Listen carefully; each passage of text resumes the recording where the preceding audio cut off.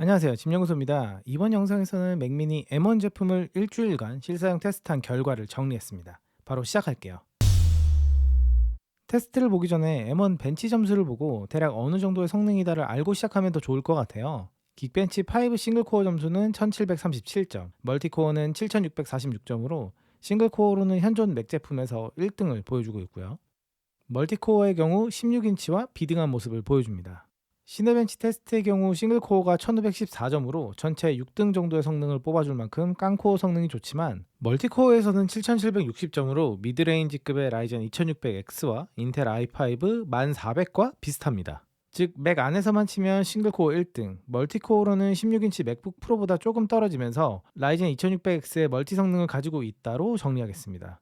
다만 벤치마크는 단순 수치 비교이기 때문에 M1은 여기서 추가적인 16코어 뉴럴 엔진과 H265와 같은 고효율 코덱을 하드웨어 디코딩으로 지원하기 때문에 이미지 프로세싱과 같은 특정 분야에서는 다른 칩들보다는 훨씬 더 뛰어날 수 있다는 점은 감안하고 보시면 좋겠습니다. 실사용하는 작업 환경에 대해서 설명을 드리면요. 저는 메인 브라우저로 크롬을 쓰고 있고 평소 15개에서 20개 정도의 탭을 켜놓고 쓰고요. 노션, 원노트, 드랍박스 등을 기본으로 동작시킨 채 다른 앱들을 테스트해봤습니다.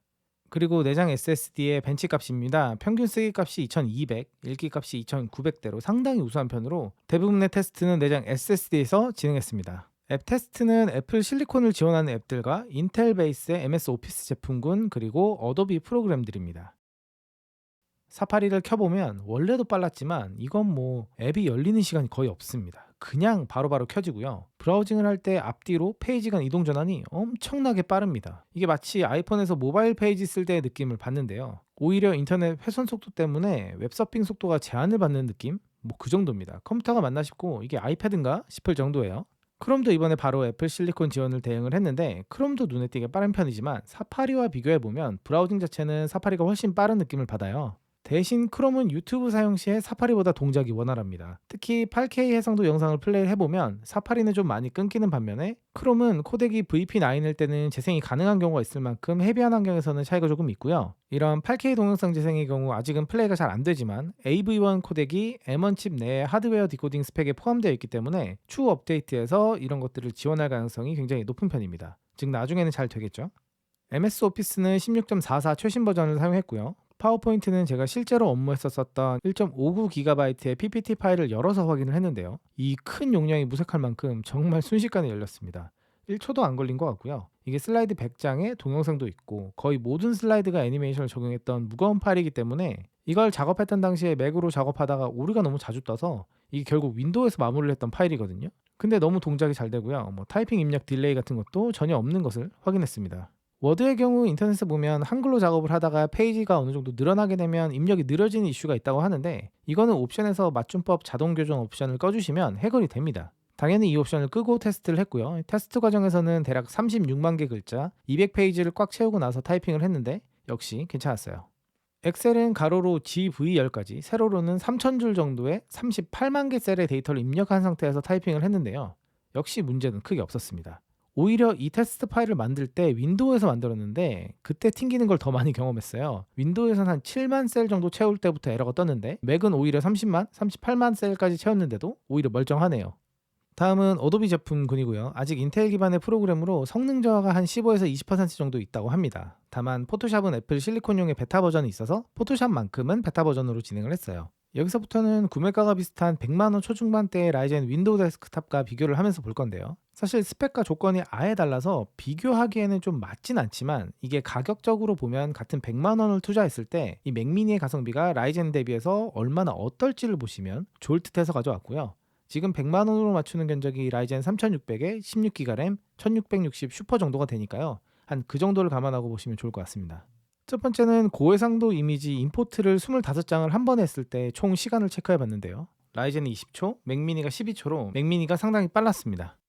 두 번째로는 레이어가 아주 많은 무거운 파일의 동작을 체크해 봤는데요. 파일을 가져오는 속도는 라이젠이 훨씬 더 빨랐고 맥미니가 느렸습니다. 다른 파일도 여러 가지 해보니까 큰 용량의 파일을 열 때는 맥미니가 아무래도 상대적으로 긴 로딩을 보여줬고요. 대신 로딩이 끝나고 나서 입력 딜레이를 체크해 봤을 때는 맥미니 쪽이 확실히 빠릅니다.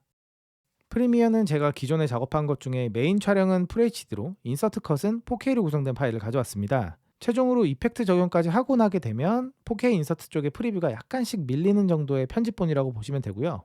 라이젠부터 한번 보면 타임라인이 이동했을 때 프리뷰 화면 전환이 잘 돼요. 잘 되는 편인데 4K 영상 위에서 특히 빠르게 이동했을 때는 1초씩 렉이 있어서 이렇게 소스에 효과를 넣은 채로 4K 위에서 2배속 혹은 4배속 플레이를 하게 되면 이렇게 바로 렉이 걸리는 걸 볼 수가 있고요. 맥미니의 경우 타임라인을 빠르게 이동하고 플레이 버튼을 눌렀을 때도 라이젠보다는 확실히 빠르게 동작합니다. 전반적으로 훨씬 빠른데 다만 렌더링이 되지 않는 빨간색 지점을 지나갈 때는 오히려 프레임 저하가 눈에 띄기도 했습니다. 그래도 4K 작업 자체는 훨씬 쉽겠다 싶은 속도를 보여줬고요. 결국 이 빠릿빠릿함은 M1 싱글코어 자체의 성능 때문이 아닐까 싶어요. 여기에서 애플 실리콘 전용 프리미어가 나온다면 더 빨라지겠죠? 6분짜리 영상의 렌더링 타임은 라이젠이 1분 27초, 맥미니가 2분 12초입니다. 렌더링에서는 맥미니의 이점이 크게 없었어요. 그리고 이 테스트 과정을 거치면서 문제가 됐던 부분도 있어서 이게 무조건 맥미니가 더 빠릿하니까 좋다고 볼 수는 없을 것 같은데요. 제가 원래 테스트할 때 거의 프리뷰 화면을 거의 움직일 수 없을 만큼 효과를 엄청 먹인 파일로 테스트를 준비를 했었는데 그 파일이 맥미니에선 처음에 열리더니 나중에는 맥미니 쪽에 프리미어가 그냥 뻗어버리더라고요. 이건 뭐 테스트 파일이 뻗은 거니까 평소 작업에는 그럴 리는 없겠지만 아직까지는 로제타를 사용한 프리미어의 안정성이 그리 크게 높지 않다는 점은 참고하셔야 될 것 같아요. 파이널 컷 프로는 네이티브 앱이기 때문에 가장 무거운 테스트를 해봤는데요. 프록시, 트랜스코딩 없이 422 10비트 4K 영상을 멀티캠으로 몇 개까지 얹어서 재생이 가능한지 봤습니다.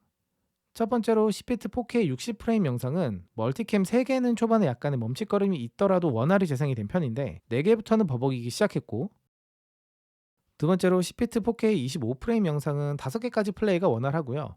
6개부터는 버벅이기 시작했습니다. 그래서 10비트 4K 영상을 멀티캠 편집을 한다고 하면 아직까지는 프록시 없이 원활하게 편집하는 것은 무리가 있을 것으로 보입니다. 즉 M1은 어디까지나 입문과 중급자 레벨에서의 사용을 권장합니다. 사실 입문하는데 4K 10비트 60프레임 영상을 메인으로 편집하는 일은 잘 없잖아요. 일반적인 4K 영상은 상당히 원활하게 편집이 가능했습니다. 네, 제가 지금 실제로 이 영상을 4K로 작업을 하고 있고 파이널 컷으로 4K 작업을 하고 있는데요. 상당히 원활하게 작업하고 있습니다. 제가 배속을 걸거나 뭐 이펙트를 걸어서 조금씩 뭐 이렇게 버벅거리는 부분이 존재하긴 하지만 그렇게 뭐 4K 작업에 있어서 그렇게 어려움이 있진 않고, 이 상태에서 램 점유율을 한번 체크를 해보면 지금 현재 보시면 파이널 컷 프로가 한 5기가 정도를 사용하고 있고 나머지가 뭐 백단에서 그냥 오디션, 뭐 구글 크롬 뭐 이런 것들이 돌아가고 있고요.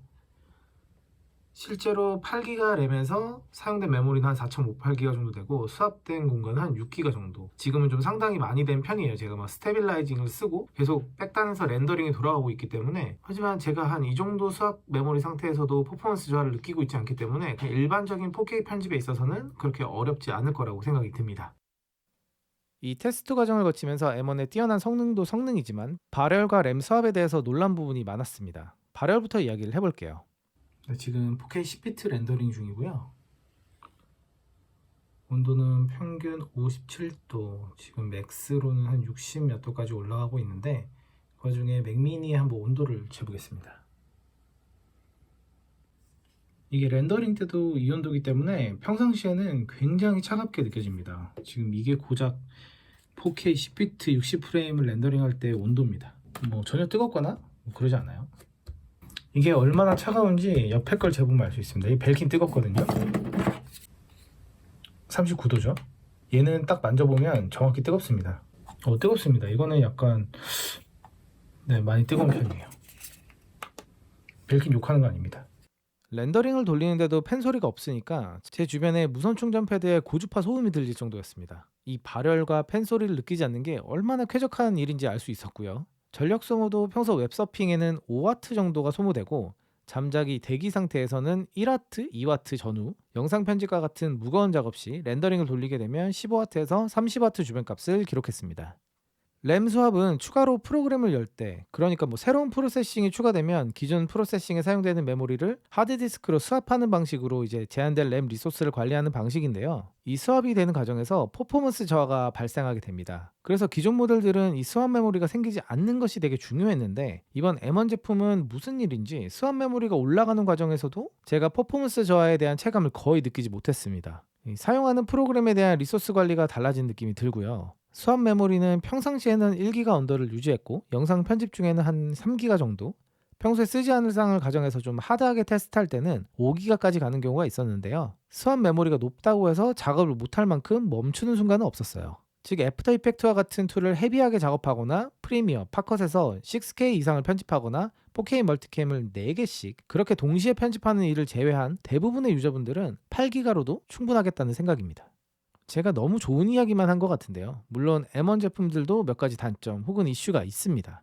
첫 번째는 외장 SSD의 속도가 제대로 나오지 않습니다. 외장 NVMe SSD의 읽기 쓰기 값도 테스트를 해봤는데요. 제가 가지고 있는 제품의 스펙상 읽기 쓰기가 950대는 나와야 되는데 700에서 800대 전후로 나옵니다. 이렇게 700대가 나오게 되면 10비트 4K 50프레임 이상은 외장 하드에서 바로 영상 편집이 어렵다는 건데 이게 M1의 이슈인지 빅서의 OS 이슈인지는 따로 확인해 봐야 될 것 같고요. 둘째로는 모니터 출력이 최대 2개뿐이라 듀얼 모니터에 와콤 액정 태블릿 같은 걸 달아서 쓸 수는 없다는 불편함이 있고요. 듀얼 모니터 출력을 할 때도 썬더볼트와 HDMI 포트 각각 하나씩 사용해서 출력해야 합니다. 데이지 체인으로 불가능하고요. 썬더볼트 독이 있다고 해서 포트 하나에서 모니터 2개를 출력할 수도 없어요. 셋째로는 잘 아시다시피 ARM 특성상 x86 기반의 윈도우를 쓸 수가 없고 eGPU도 아직 사용이 안 된다는 점이 있습니다. 즉 성능은 좋지만 기존에 되던 것들이 안 되는 걸 감수해야 되는 부분도 있다는 점은 참고를 하셔야 될 것 같아요. 그러면 정리를 해볼게요. 이 M1 맥미니를 쓰면서 드는 생각은 그래도 딱 하나밖에 없습니다. 아 이건 미쳤다, 이건 너무 좋은데? 라는 생각밖에 들지 않았어요. 앞에서 이야기한 여러 이슈들과 새로운 플랫폼의 1세대 그러니까 베타 테스터라는 단점이 존재함에도 불구하고 이런 것들이 전혀 생각나지 않을 만큼 괜찮은 퍼포먼스를 보여줍니다. 적어도 제가 가지고 있는 3600X 데스크탑보다 확실히 빨랐고 훨씬 저렴하죠. 89만원에 이 정도 성능? 이렇게 되면 앞으로 몇 년간은 애플 제품보다 가성비인 제품은 그렇게 나오지 않을 것 같고요. 입문부터 중급 레벨까지의 작업 용도로 적극적으로 추천할 만한 제품입니다. 아니 어쩌다 보니 이제 가성비란 단어를 애플에 붙이는 날이 오네요. 다만 프로 레벨에서 쓰기에는 아직까지는 아쉬운 점이 있고 조금 더 기다리시는 게 좋을 것 같은데요. 이게 성능 때문에 기다리라는 건 아니고 개발 쪽의 툴이라든지 영상 및 음악 쪽에서 주로 쓰는 플러그인들이 아직 다 작동하지 않기 때문에 시간이 돈인 프로들이 굳이 플러그인 없는 곳에서 시간을 더 투자해서 작업할 필요가 없기 때문입니다. 네, 이번 리뷰는 여기까지입니다. 궁금하신 점이 있다면 편하게 댓글 남겨주시고요. 그럼 다음 영상에서 뵐게요. 감사합니다.